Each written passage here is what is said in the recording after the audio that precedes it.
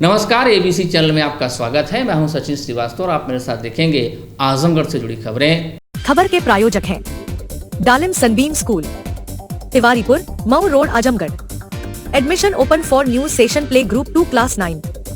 Niswa girls inter college, Paharpur, Azamgarh. Admission open classes nursery to 11। IIT और NEET की तैयारी। Akash auto agency, Mahindra last mile mobility के अधिकृत dealer, Kartalpur bypass road, Azamgarh. Sarvodaya public school, Harbanshpur, Azamgarh.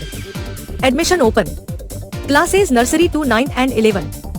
Sai international school, Pura Pandey Bhaduli बाजार, Azamgarh. Admission open nursery to class 9 and 11। GD global school, Kartalpur, Azamgarh. Admission open for new session nursery to classes 9 and 11। Baspa supremo Mayawati के उत्तराधिकारी व Bahujan Samaj party के समन्वयक आकाश आनंद आज आजमगढ़ के लालगंज सुरक्षित सीट पर पार्टी की प्रत्याशी डॉक्टर इंदु चौधरी के समर्थन में मई खड़गपुर में आयोजित जनसभा को संबोधित करने पहुंचे। इस दौरान पार्टी के नेताओं और कार्यकर्ताओं ने उनका माल्यार्पण कर भव्य स्वागत किया। अपने संबोधन में आकाश आनंद ने भारतीय जनता पार्टी और सपा कांग्रेस गठबंधन को निशाने पर लिया। इस दौरान उन्होंने कहा कि जब आप किसी सरकारी नौकरी का पेपर देते हैं और बाद में पेपर लीक हो जाता है तो क्या मन करता है?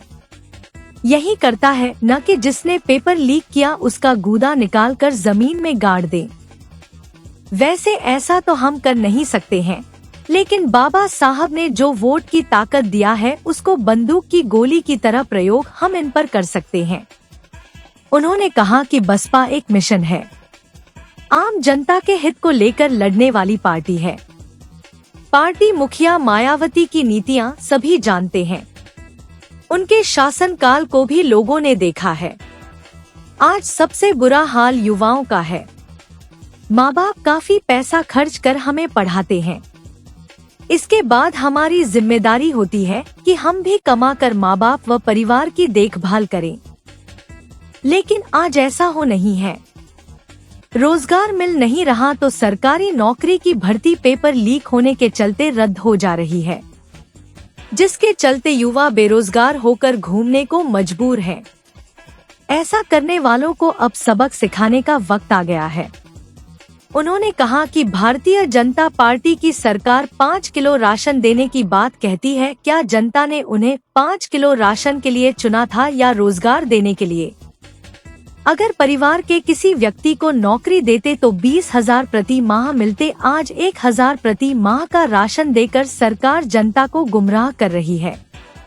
बीजेपी ने कहा था कि महंगाई कम कर देंगे, 2 करोड़ लोगों को हर साल रोजगार देंगे, लेकिन सरकार अपने वायदे को पूरा नहीं कर पाई है।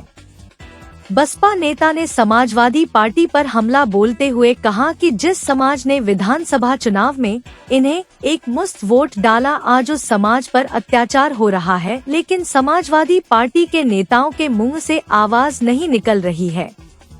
कहा कि जब प्रमोशन में आरक्षण का बिल राज्यसभा में आया तो सबसे पहले विरोध समाजवादी पार्टी ने किया। कहा कि यह लोग बहुजन समाज ही नहीं, पिछड़े अति पिछड़ों के खिलाफ भी हैं। इनसे बड़ा गद्दार कोई नहीं है।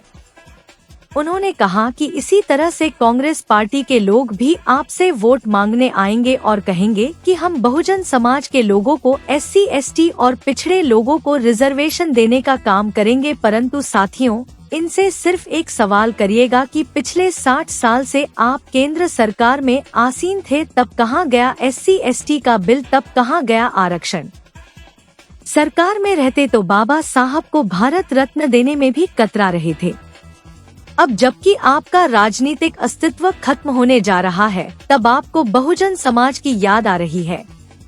कहा कि इस बार कांग्रेस का जो चुनाव चिन्ह हाथ का झंडा है वह लपेटकर उनके हाथ में देकर भेज देना। आकाश आनंद ने कहा कि बाबा साहब ने हमें वोट की ताकत दिया है, जिसका अब हमें सही इस्तेमाल करना है। जिले में बसपा के राष्ट्रीय समन्वयक व बसपा मुखिया के भतीजे आकाश आनंद की यह पहली चुनावी जनसभा थी। इस चुनावी जनसभा को सुनने के लिए हजारों की संख्या में लोग कार्यक्रम स्थल पर तीखी धूप के बाद भी जुटे हुए थे। लालगंज लोकसभा क्षेत्र के मई खड़गपुर में जनसभा आयोजित हुई। पार्टी ने लालगंज सीट से डॉक्टर इंदु चौधरी को मैदान में उतारा है। 2019 में भी इस सीट पर बसपा का कब्जा था और संगीता आजाद सांसद चुनी गई थी, जो वर्तमान में भाजपा का दामन थाम चुकी हैं। वहीं सपा ने पूर्व सांसद दरोगा सरोज तो भाजपा ने पूर्व सांसद नीलम सोनकर को मैदान में उतारा है। साथियों, इस लोकसभा के संबंध में जरूरी बात आप लोगों के बीच में रखने से पहले मैं बहुजन समाज पार्टी की राष्ट्रीय अध्यक्ष व उत्तर प्रदेश की 4 बार मुख्यमंत्री व पूर्व सांसद आदरणीय बहन जी के नाम से लोकप्रिय आदरणीय बहन कुमारी मायावती जी को पूरे तहे दिल से आभार प्रकट करता हूं। साथियों, जिन्होंने अपनी पूरी जिंदगी वामसेफ, DS4 व BSP के जन्मदाता एवं संस्थापक मान्यवर साहब श्री काशीराम जी के बताए हुए रास्ते पर चलकर परम पूज्य बाबा साहब डॉक्टर भीमराव अंबेडकर जी के मानवतावादी व आत्मसम्मान एवं स्वाभिमान के मूवमेंट के कारवा को अपने आजीवन त्याग, तपस्या व कड़े संघर्ष के जरिए नई राजनीतिक ऊर्जा, शक्ति व पहचान दी है तथा उत्तर प्रदेश जैसे विशाल महत्वपूर्ण राज्य में 4 बार अपनी पार्टी BSP की नेतृत्व में सरकार बनाकर खासकर बहुजन समाज के लिए एक ऐसी मिसाल बन गई है जिससे प्रेरणा लेकर करोड़ों लोग आज यहाँ सामाजिक परिवर्तन व आर्थिक तरक्की के मिशनरी कार्य से जुड़ चुके हैं। इतना ही नहीं बल्कि मैं खुद भी उनके इस नेतृत्व से प्रभावित होकर BSP मूवमेंट से जुड़ा हूं और उनके पद चिन्हों पर चलकर उस मिशनरी दायित्व, कर्तव्य व फर्ज को पूरा करना चाहता हूं, जिनके लिए बहुजन समाज के मसीहा परम पूज्य बाबा साहब डॉक्टर भीमराव अंबेडकर जी ने आजीवन कड़ा संघर्ष करा है। साथियों, जैसा कि आप सब जानते हैं कि लोकसभा आम चुनाव चल रहे हैं और इन लोकसभा चुनावों में दुश्मन हमारे बीच में रहकर साम दाम दंड भेद का इस्तेमाल करके हमारी पार्टी को, हमारे कार्यकर्ता को अंदर से गुमराह व कमजोर करने की कोशिश करेगा। और साथियों, यही नहीं, दुश्मन आज की डेट में आज इतना काबिल नहीं कि आपको सामने से आकर आप पे वार करें। साथियों, दुश्मन आजकल बहरूपियों का रूप लेकर एक बहरूपीय की तरह एक कार्यकर्ता, एक प्रत्याशी, एक पदाधिकारी के रूप में आप लोगों को भटकाने का काम कर सकता है। इसका मतलब ये नहीं कि हर कार्यकर्ता कोई बहरूपिया या कोई दुश्मन है, या हर कोई पदाधिकारी या कोई हमारा प्रत्याशी दुश्मन है, पर साथियों, आपको इनको पहचानना बहुत जरूरी है, क्योंकि ये हमें अंदर से कमजोर करने का काम करते हैं। साथियों, अगर कोई भी आपको BSP के अलावा किसी और पार्टी या किसी और नेता के बारे में बोले कि वो आपका हितैषी है, आपको उसको वोट डालना चाहिए, तो आप समझ जाइए कि आप एक बहरूपी यानी एक दुश्मन से बात कर रहे हैं। आप यहाँ पे सब बैठे हैं, यहाँ पे हमारे बड़े बुजुर्ग और माताएं हैं। आप लोग बखूबी जानते हैं कि बाबा साहब को भारत रत्न की उपाधि के लिए कितना संघर्ष करना पड़ा बहुजन समाज पार्टी को, और वो संघर्ष किसके नेतृत्व में हुआ, आप बताइए साथियों। मान्यवर साहब काशीराम जी और बहन कुमारी मायावती जी के नेतृत्व में हुआ कि नहीं हुआ, बताइए। अब अगर कोई कार्यकर्ता, कोई नेता ये बोले कि भाई आपका सही हितैषी बहुजन समाज पार्टी या बहन जी नहीं है, तो बताइए कि गद्दार से बात कर रहे हो कि नहीं। बताइए, कोई देशद्रोही, कोई गद्दार टाइप का आदमी ही होगा जो ऐसा बोलेगा कि नहीं? रोजगार नहीं दिया, इन्होंने आपको मुफ्त में राशन दिया। आप बताइए माँ, आपने इनको इसलिए वोट डाला था कि आपको फ्री में राशन दे या अपने बच्चे को रोजगार दे? अगर आपने रोजगार के लिए वोट डाला था तो हाथ उठा दीजिए माँ। बहुत बहुत शुक्रिया। मैं चाहूंगा कि ऐसी माँ पूरे देश में दिखें, क्योंकि उन्हें अपने बच्चों को अपने पैरों पर खड़ा करने के लिए पढ़ाया लिखाया था, ना कि मुफ्त में भिखारी बनाने के लिए। ये लोग कहते हैं, मुफ्त में राशन देकर कहते हैं कि भाई तुमने मोदी का नमक खाया है। ये कहते हैं राशन के नाम पर कि तुमने मोदी का नमक खाया है, वोट तो देना पड़ेगा। साथियों, इनको पलट कर जवाब दीजिए कि मोदी का नमक नहीं, मैंने जो टैक्स जमा किया उसका तुम पैसा बांटते हो राशन के रूप में, तुमने कुछ नहीं दिया। गद्दारी की है, गद्दारी। साथियों,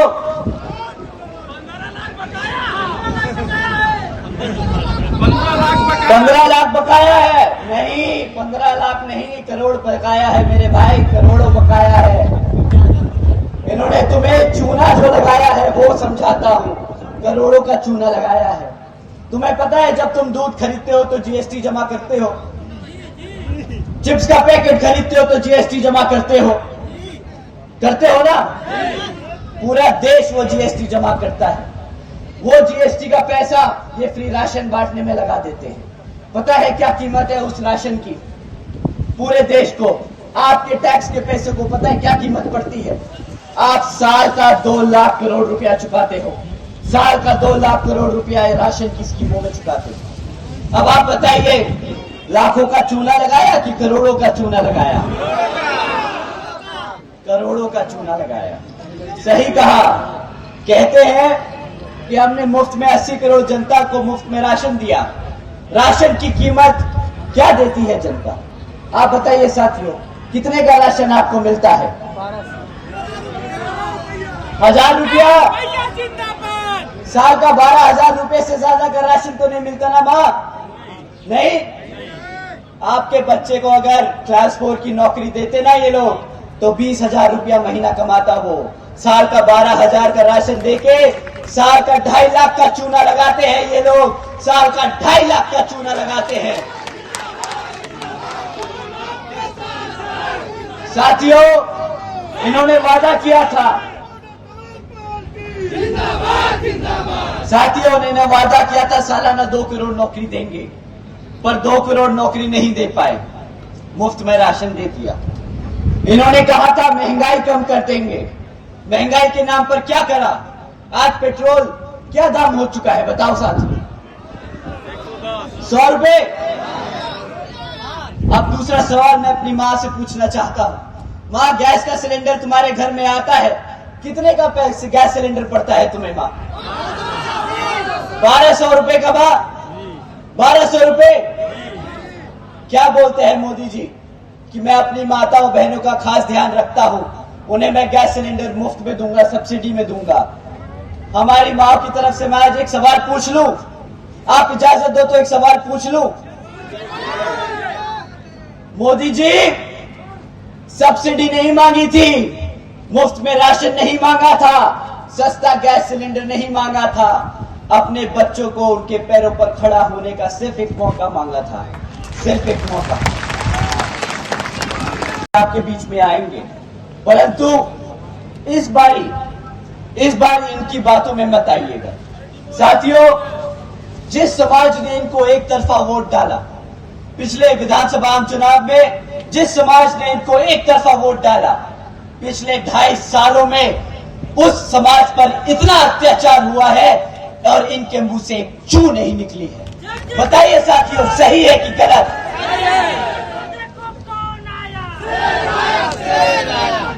साथियों, जिस समाज ने इसके लिए वोट किया उनके लिए इनके मुंह से एक चू नहीं निकला, परंतु जब रिजर्वेशन एंड प्रमोशन का बिल राज्यसभा में प्रस्तुत किया गया पास करने के लिए, तब ये लोग सबसे पहले खड़े हो गए उस बिल को फाड़ने के लिए, उसके खिलाफ विरोध करने के लिए।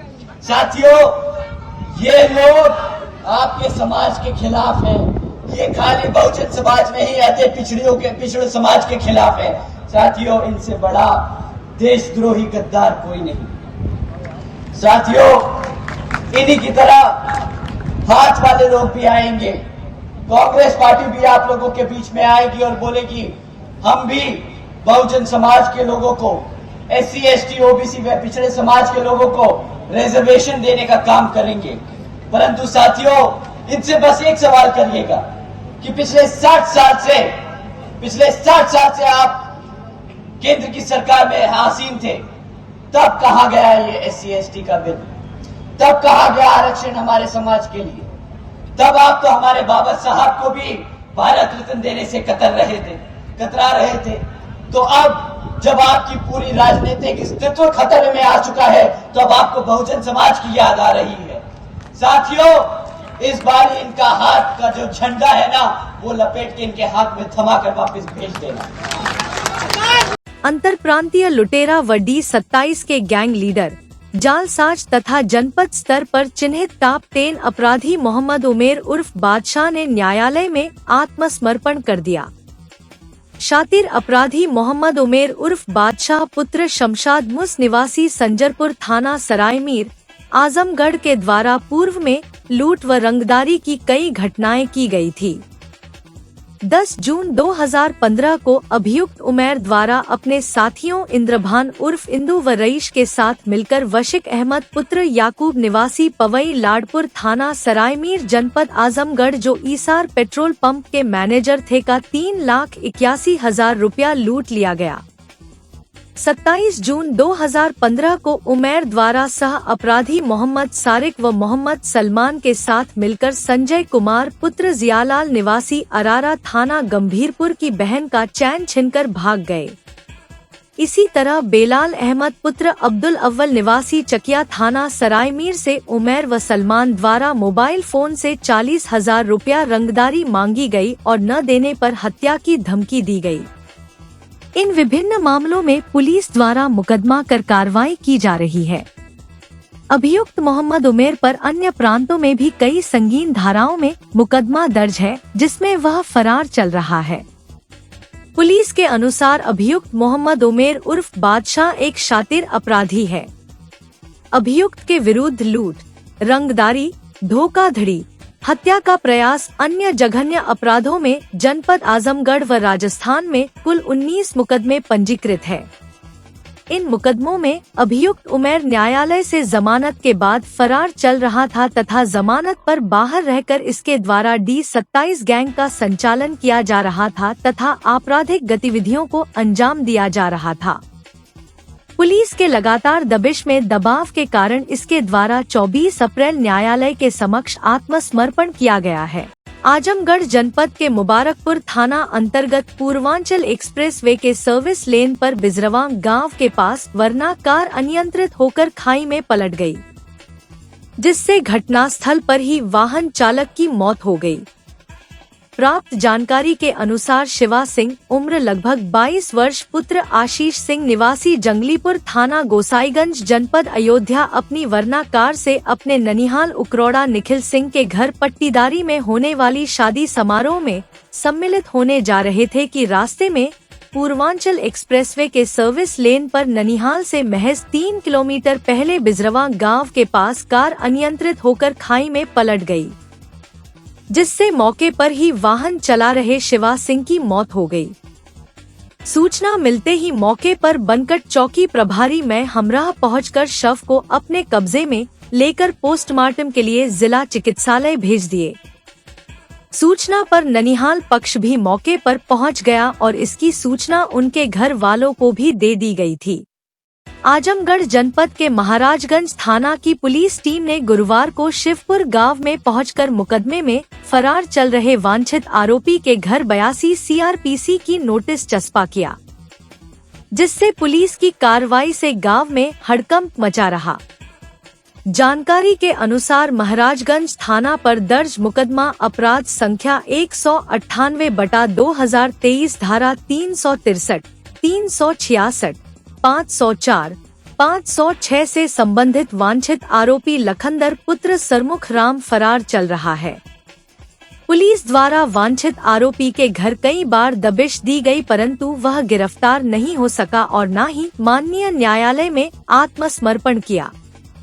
उसी कड़ी में माननीय न्यायालय के आदेश पर महाराजगंज थाना के वरिष्ठ उप निरीक्षक दल प्रताप सिंह व मैं हमराह फोर्स द्वारा गुरुवार को शिवपुर गांव में पहुंचकर मुकदमे में फरार चल रहे वांछित आरोपी लखनदर पुत्र सरमुख राम के घर पर डुगडुगी पिटवाकर 82 CRPC का नोटिस चस्पा किया गया।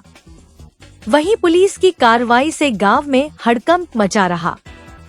इस संबंध में महाराजगंज थाना के वरिष्ठ उप निरीक्षक दल प्रताप सिंह ने बताया कि माननीय न्यायालय के आदेश पर फरार चल रहे वांछित आरोपी के घर 82 CRPC का नोटिस चस्पा किया गया है। अगर उसने माननीय न्यायालय में आत्मसमर्पण नहीं किया तो पुलिस द्वारा अग्रिम कार्रवाई की जाएगी।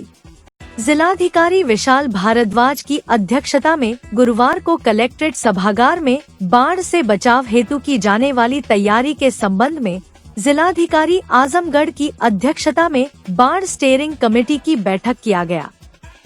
बैठक में सर्वप्रथम अपर जिलाधिकारी वित्त राजस्व आजाद भगत सिंह द्वारा जनपद में बहने वाली मुख्य नदियों घाघरा एवं तमसा का विवरण बताया गया। बदरहुआ नाला पर स्थापित वाटर गेज पर घाघरा नदी का चेतावनी खतरा बिंदु का विवरण के साथ साथ विगत वर्षों में कब कब बाढ़ आई विस्तृत से बताया गया। जनपद तहसील सगड़ी में बाढ़ प्रभावित ग्रामों के बारे में बताया गया, जिसमें यह बताया गया कि तहसील सगड़ी के 125 गांव ऐसे हैं जो बाढ़ से प्रभावित होते हैं। जनपद में कुल 20 स्थान पर राहत शिविर स्थापित किया जाएगा। आगे उन्होंने बताया गया कि विगत वर्षों के भांति इस वर्ष भी नाव का उपयोग किया जाएगा। जिलाधिकारी द्वारा सभी विभागों को बाढ़ की कार्य योजना तैयार करने हेतु निर्देश दिए गए तथा कहा कि 15 जून से मानसून आने की संभावना होती है।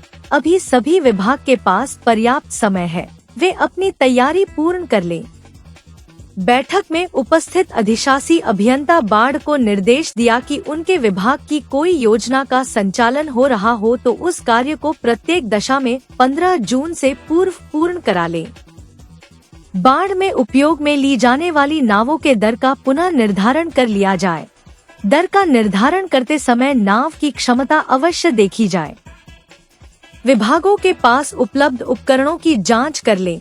यदि किसी विभाग के पास किसी उपकरण की आवश्यक हो तो तत्काल उसकी मांग कर लिया जाए। उन्होंने कहा कि जनपद में स्थापित होने वाले राहत शिविरों में समस्त मूलभूत सुविधाएं अवश्य मिले। यदि किसी चीज की आवश्यकता हो तो उसकी तैयारी अभी से कर लें तथा सभी राहत शिविर में सोलर लाइट अवश्य रूप से लगाई जाए। अर्ली वार्निंग हेतु लगने वाले PA सिस्टम में स्थान को चिन्हित कर लिया जाए। स्थान को चिन्हित करते समय बाढ़ प्रभावित क्षेत्रों एवं राहत शिविर अवश्य रूप से चिन्हित किया जाएगा। पशुओं हेतु भूसा की व्यवस्था पूर्व में ही कर ली जाए। स्वास्थ्य विभाग द्वारा पर्याप्त मात्रा में क्लोरीन एवं एंटी स्नेक वेनम रखा जाएगा। बाढ़ प्रभावित लोगों के लिए खाद्यान्न की व्यवस्था की जाए। बाढ़ से प्रभावित किसी भी व्यक्ति को किसी चीज की कमी न होने पाए तथा किसी भी दशा में बाढ़ से कोई जनहानि नहीं होनी चाहिए, यह सुनिश्चित किया जाए। उक्त के अतिरिक्त वर्तमान में चल रही गर्मी से बचाव हेतु भी जिलाधिकारी ने समस्त विभाग को निर्देशित किया। उन्होंने कहा कि पेयजल हेतु पर्याप्त मात्रा में टैंकर लगाए जाए। पशुओं हेतु भी पानी का उचित प्रबंध किया जाए। अग्निकांड की घटनाओं को कम करने हेतु अग्निशमन विभाग को तत्पर रहने हेतु निर्देशित किया गया। बैठक में उप जिलाधिकारी सगड़ी एवं अन्य सभी विभागों के अधिकारी गण उपस्थित रहे। लोकसभा सामान्य निर्वाचन में आजमगढ़ जिले में आजमगढ़ सदर और लालगंज सुरक्षित सीट पर 25 मई को मतदान होगा। जिले में मतदान प्रतिशत बढ़ाने के लिए जिला निर्वाचन कार्यालय के साथ ABC न्यूज की मुहिम जारी है। मतदाताओं तक पहुंचकर हम उनकी मन की बात जानने की कोशिश कर रहे हैं। वोटरों का कहना है कि जिस तरह से एक एक बूंद से घड़ा भरता है, इस तरह से एक एक वोट से प्रत्याशी चुना जाता है और सरकार बनती है। इसलिए हर एक वोट का महत्व है। मतदान के दिन अपने बूथ पर जाकर अपने पसंदीदा प्रत्याशी को वोट जरूर करें। लोगों का कहना है कि मतदान के दिन अवकाश रहता है, हम अवकाश के मूड में ना रहे बल्कि सबसे पहले बूथ पर पहुंचकर अपने मताधिकार का प्रयोग करें, इसके बाद अन्य कार्य करें। मताधिकार हमारा अधिकार भी है और हमारा कर्तव्य भी, इसलिए अपने कर्तव्य का पालन अवश्य करें। शहर के व्यवसायियों का कहना है कि चुनाव लोकतंत्र का महापर्व होता है और इस महापर्व में सभी की सहभागिता जरूरी है। अपनी सहभागिता के लिए वोट जरूर डालें। भाइयों से, बहनों से, सभी से निवेदन है कि अपना अपना मत अवश्य दें। अपना एक एक वोट को कीमती समझें। आपके एक वोट से सरकार बनती और बिगड़ती है और आपके एक मत से सही दिशा में कार्य होता है। और सभी को ये बहुत बड़ा पर्व है और सभी को अपने अधिकार का पूरा प्रयोग करना चाहिए एवं अपने आसपास, अपने परिवार को, सभी को प्रेरित करना चाहिए कि अपना अपना वोट जरूर डालें, जिससे हम सही सरकार की नियुक्ति कर सकें।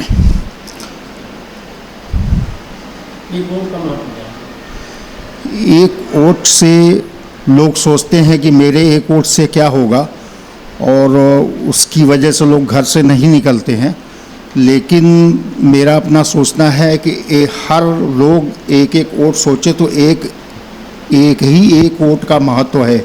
जैसे एक एक बूंद से घड़ा भरता है, वैसे ही एक एक वोट से, आपकी कीमती वोट से सरकार का भविष्य निर्धारित होता है। सरकार बनती है और बिगड़ती है, एक वोट से जनप्रतिनिधि चुना जाता है। मतदान लोकतंत्र का एक बहुत बड़ा पर्व है और एक वोट से सरकार बनती है और एक वोट से सरकार बिगड़ भी जाती है। और हमारी युवा पीढ़ी इस मतदान में बहुत बढ़ चढ़कर हिस्सा ले, यही हम चाहते हैं। और एक वोट का महत्व तब समझ में आता है कि जब हमने गलत सरकार को चुन दिया या गलत प्रतिनिधि चुन लिया। आज एक वोट का कीमत उनसे पूछिए जिनका कोई कार्य नहीं हो रहा है, वह उस एक वोट की कीमत उनसे पूछिए जिनको यह लगता है कि हमने तो अपना गलत प्रतिनिधि चुन के भेज दिया। मतदान अवश्य करें, अधिक से अधिक संख्या में मतदान करें। और हम तो अपने नौ युवक साथियों से यही कहना चाहेंगे कि इस मतदान के महापर्व में बढ़ चढ़ कर हिस्सा लें, ज़्यादा से ज़्यादा मतदान करें। क्योंकि हमारा मतदान जो है ये देश का भविष्य तय करता है। कैसे तय करता है? एक वोट का भारत बनाने के लिए बहुत बड़ा महत्व है। इसको लोग समझें, अपना मत जरूर दें। कैसे जनप्रतिनिधि कैसा होना चाहिए? जनप्रतिनिधि अपराधी नहीं होना चाहिए, वो शुद्ध रूप से नेता होना चाहिए, कारपोरेट से नहीं होना चाहिए। जिला निर्वाचन अधिकारी जिलाधिकारी द्वारा दिए गए निर्देश के क्रम में स्वीप कार्यक्रम के अंतर्गत पिछले चुनाव में 50% से कम मतदान प्रतिशत वाले बूथों पर मतदान प्रतिशत बढ़ाने के उद्देश्य से मतदाताओं को जागरूक किए जाने हेतु मतदाता जागरूकता अभियान के तहत विभिन्न कार्यक्रम आयोजित करते हुए जागरूकता संबंधी प्रचार प्रसार किया जा रहा है तथा मतदान दिनांक 25 मई 2024 को अपने मत के प्रयोग करने हेतु आमजन को जागरूक किया जा रहा है तथा लोकतंत्र में उनकी सहभागिता के महत्व के बारे बताया जा रहा है। इसी क्रम में स्वीप कार्यक्रम के अंतर्गत प्राथमिक विद्यालय दाम महुला अजमतगढ़ में छात्राओं द्वारा मेहंदी प्रतियोगिता का आयोजन किया गया।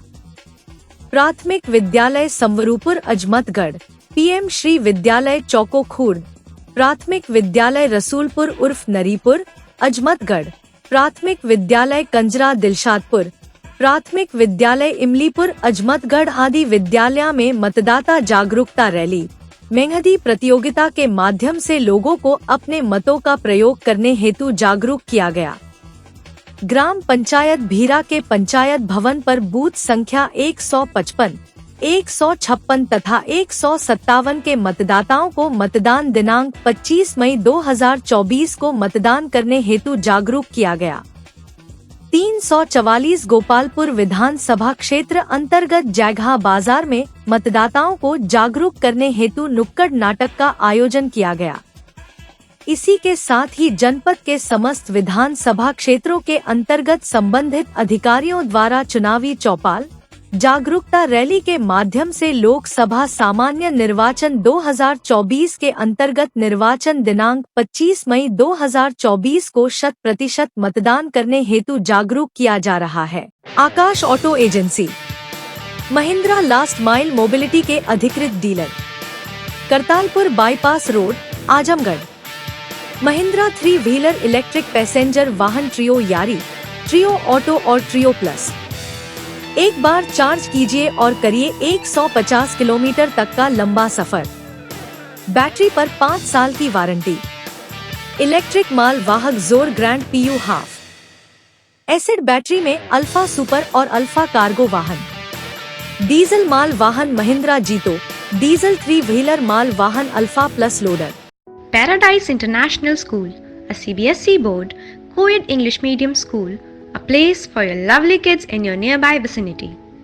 Paradise International School focuses on the overall development of a child, academically, psychologically, as well as physically. It focuses on sports activity to bring best out of every child by training their minds and body for competitive environment. Admission open for playgroup to class 9th, CBSE board. Niswa girls college Paharpur Azamgarh के सबसे पुराने colleges में से एक है, जो 1938 से विज्ञान, वाणिज्य, कला के क्षेत्र में उत्कृष्ट शिक्षा प्रदान कर रहा है। इसने कक्षा 9वीं से 12वीं तक IIT और नीट की तैयारी के लिए ग्रेविटी इंस्टीट्यूट लखनऊ के साथ इंटीग्रेटेड कक्षाएं भी शुरू की हैं। कक्षा नर्सरी से 11वीं तक प्रवेश खुला है। उच्च अनुभव वाले शिक्षकों के साथ उत्कृष्ट शिक्षण पद्धति, पूर्ण सुसज्जित कंप्यूटर लैब, पुस्तकालय और विज्ञान प्रयोगशाला, 24/7 CCTV निगरानी, पावर बैकअप। न्यू एडमिशंस के लिए फॉर्म और प्रोस्पेक्टस अवेलेबल है, तो जल्दी करें। साई इंटरनेशनल स्कूल पूरा पांडे, निकट RTO office, Bhadri Bazar, Azamgarh. ICSE board new Delhi से मान्यता प्राप्त। प्रत्येक क्लास में स्मार्ट क्लास की व्यवस्था, सुव्यवस्थित साइंस और कंप्यूटर लैब, इंडोर और आउटडोर स्पोर्ट्स फैसिलिटीज, पूरे सिटी में वाहन की सुविधा। Admission open for new session, nursery to class 9 and 11। Sai international school Pura Pande, निकट RTO ऑफिस, भदरी बाजार, आजमगढ़।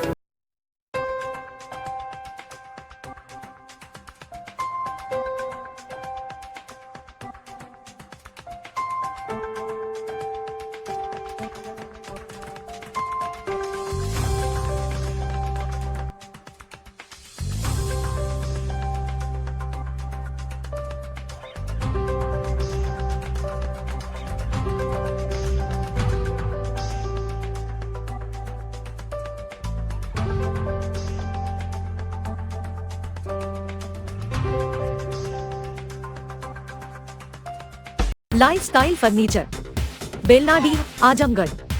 सभी प्रकार के फर्नीचर एवं इलेक्ट्रॉनिक सामानों की भरपूर रेंज उपलब्ध। हमारे यहाँ EMI की सुविधा 0% ब्याज पर उपलब्ध। इलेक्ट्रॉनिक सामानों में LED TV, refrigerator, washing machine, air conditioner, air cooler, deep freezer, water cooler, mixer, juicer, iron, fan, induction, battery, inverter, electric geyser, gas geyser, आटा चक्की इत्यादि।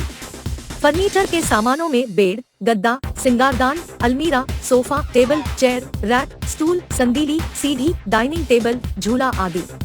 शादी विवाह की हो तैयारी या ऑफिस और घर के लिए सामानों की करनी हो खरीदारी, पहुँचिए lifestyle furniture, Belnadi, Azamgarh.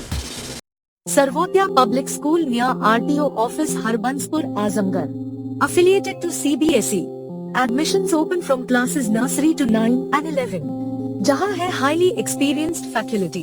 advanced labs, magnificent library, huge playground with lush green campus, separate ground for pre-nursery, separate classes available for girls and boys. We also organize sports, music, smart classes, and many more facility available. Dalim Sunbeam School, Tiwaripur, Mau Road, Azamgarh. Admission open for new session, Playgroup to Class 9. Special features, Smart Class available, Science, Computer Lab and Library, Indoor and Outdoor Sports facilities, experienced teachers, monitoring with CCTV camera, transport facility. Give your child a quality education. Dalim Sunbeam School, Tiwaripur, Mau Road, Azamgarh.